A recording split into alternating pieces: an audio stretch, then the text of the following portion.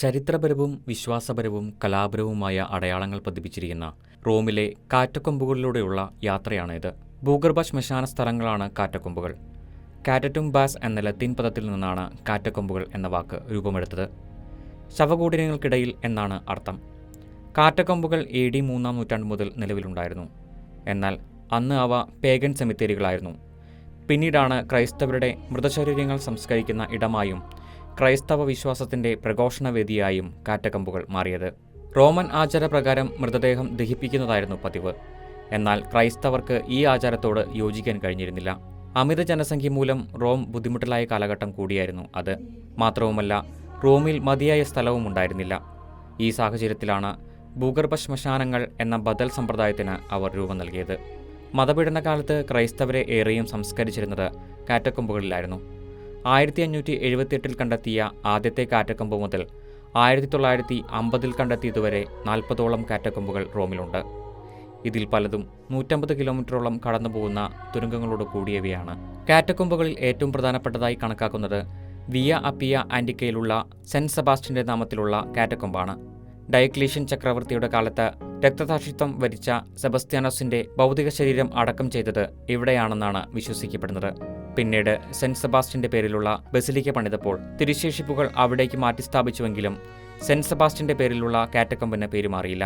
അപ്പസ്തോലന്മാരായ പത്രോസിന്റെയും പൗലോസിന്റെയും തിരുശേഷിപ്പുകളും വല്ലേറിയന്റെ മതപീഡനകാലത്ത് Sebastian കാറ്റക്കൊമ്പിൽ സൂക്ഷിച്ചിരുന്നതായി കരുതപ്പെടുന്നു. അപ്പസ്തോലന്മാരുമായി കൂടി ബന്ധപ്പെട്ടിരിക്കുന്നതുകൊണ്ട് മെമ്മോറിയ അപ്പസ്റ്റോളോറം എന്നും ഈ കാറ്റക്കൊമ്പിനെ വിളിക്കുന്നു. റോമിലെ ക്രൈസ്തവരുടെ ജീവിതത്തെക്കുറിച്ചുള്ള നിരവധി അറിവുകളിലേക്ക് വെളിച്ചം വീശുന്നവയാണ് സാൻ സെബസ്റ്റിയാനോയിലെ കാറ്റക്കൊമ്പുകൾ. റോമിലെ പ്രധാന കാറ്റക്കൊമ്പുകളിൽ 2ാം സ്ഥാനത്തുള്ളതാണ് സെന്റ് കാലിക്സ്റ്റസ് കാറ്റക്കൊമ്പുകൾ. നിരവധി രക്തസാക്ഷികളെയും 16 മാർപ്പാപ്പമാരെയും ഉൾപ്പെടെ 1,00,000-ഓളം ക്രൈസ്തവരെ അടക്കം ചെയ്തിരിക്കുന്നത് ഇവിടെയാണ്. പോപ്പ് അൻഡേറസ്, പോപ്പ് ഫേബിയൻ എന്നിവരെയെല്ലാം അടക്കം ചെയ്തിരിക്കുന്നത് ഇവിടെയാണ്. സെഫറിനസ് മാർപ്പാപ്പ കാറ്റക്കൊമ്പുകളുടെ ഭരണനിർവഹണത്തിനായി നിയോഗിച്ച ഡീക്കൻ കാലിക്സ്റ്റസിന്റെ പേരിലാണ് ഈ കാറ്റക്കൊമ്പ് അറിയപ്പെടുന്നത്.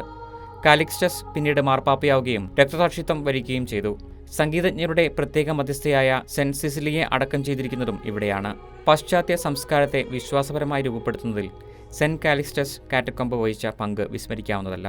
വിജാതീയരും ശത്രുക്കളുമായവരുടെ ഇടയിലായിരുന്നു അന്ന് ക്രൈസ്തവർ ജീവിച്ചിരുന്നത്. ക്രൈസ്തവ വിശ്വാസം അന്ധവിശ്വാസവും നിയമവിരുദ്ധവുമായി കണക്കാക്കപ്പെട്ടിരുന്ന അക്കാലത്ത് ക്രൈസ്തവർ ക്രൂരമായി പീഡിപ്പിക്കപ്പെട്ടിരുന്നു. തടവ് ശിക്ഷയും വധശിക്ഷയും അവർക്ക് അതിന്റെ പേരിൽ നേരിടേണ്ടിയും വന്നു. ഇത്തരമൊരു സാഹചര്യത്തിൽ തങ്ങളുടെ വിശ്വാസം പരസ്യമായി പ്രഖ്യാപിക്കാൻ കഴിയാതെ ക്രൈസ്തവർ ചിഹ്നങ്ങളിലൂടെ തങ്ങളുടെ വിശ്വാസത്തിന്റെ പ്രഘോഷകരായി മാറുകയായിരുന്നു. കാറ്റക്കൊമ്പുകളുടെ ഫലകങ്ങളിലും ചുമരുകളിലും അവർ വരച്ചു ചേർത്ത ചിത്രങ്ങൾ അങ്ങനെ ക്രൈസ്തവ ആധ്യാത്മികതയുടെ പ്രതീകങ്ങളായി. മത്സ്യം, നങ്കൂരം, നെല്ലിടയൻ എന്നിവയെല്ലാം കാറ്റക്കൊമ്പുകളിൽ ഇടം പിടിച്ചത് അങ്ങനെയായിരുന്നു. തോളിൽ കുഞ്ഞാടുള്ള നല്ല ഇടയൻ ക്രിസ്തുവിനെയും അവിടുന്ന് രക്ഷിച്ച ആത്മാവിന്റെയും പ്രതീകമായി. തുറന്ന കൈകളുള്ള പ്രാർത്ഥിക്കുന്ന രൂപം സമാധാനത്തിൽ ജീവിക്കുന്ന ആത്മാവിന്റെ പ്രതീകമായി. ഗ്രീക്ക് അക്ഷരമാലയിലെ 2 അക്ഷരങ്ങൾ പരസ്പരം ബന്ധിപ്പിച്ചാണ് പ്രാർത്ഥനയെ അടയാളപ്പെടുത്തിയിരിക്കുന്നത്.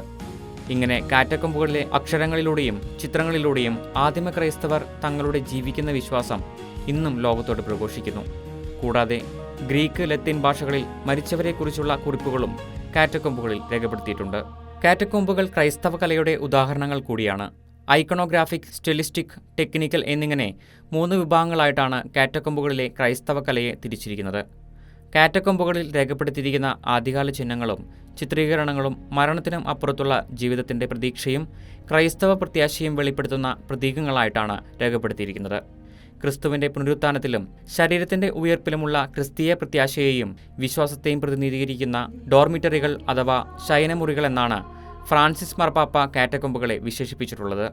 വലേറിയന്റെയും മറ്റും മതപീഡനകാലത്ത് ക്രൈസ്തവർ കാറ്റക്കൊമ്പുകൾ അഭയകേന്ദ്രമായും ആരാധനാലയമായും ഉപയോഗിച്ചിരുന്നതായും വിശ്വസിക്കപ്പെടുന്നു.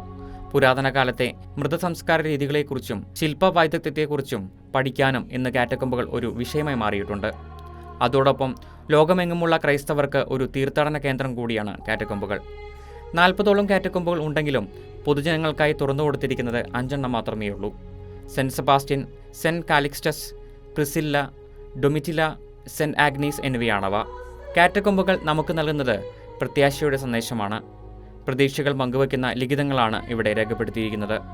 സമാധാനത്തിൽ വസിക്കട്ടെ, ക്രിസ്തുവിൽ വസിക്കട്ടെ, ദൈവത്തിൽ വസിക്കട്ടെ എന്നെല്ലാം ഈ ശവകുടീരങ്ങളിൽ രേഖപ്പെടുത്തിയിട്ടുള്ളത് എല്ലാ മരണവും ക്രിസ്തുവിലേക്കുള്ള യാത്രയുടെ ദൂരമാണെന്ന് മാത്രമാണ്. അതുകൊണ്ട് തന്നെ ക്രിസ്തീയ പ്രത്യാശയെക്കുറിച്ചും ദൈവത്തെ കണ്ടുമുട്ടാനുള്ള പ്രതീക്ഷയെക്കുറിച്ചും മനസ്സിലാക്കുന്ന യാത്രകളായി ഇവിടേക്കുള്ള തീർത്ഥാടനങ്ങൾ പരിണമിക്കുന്നു.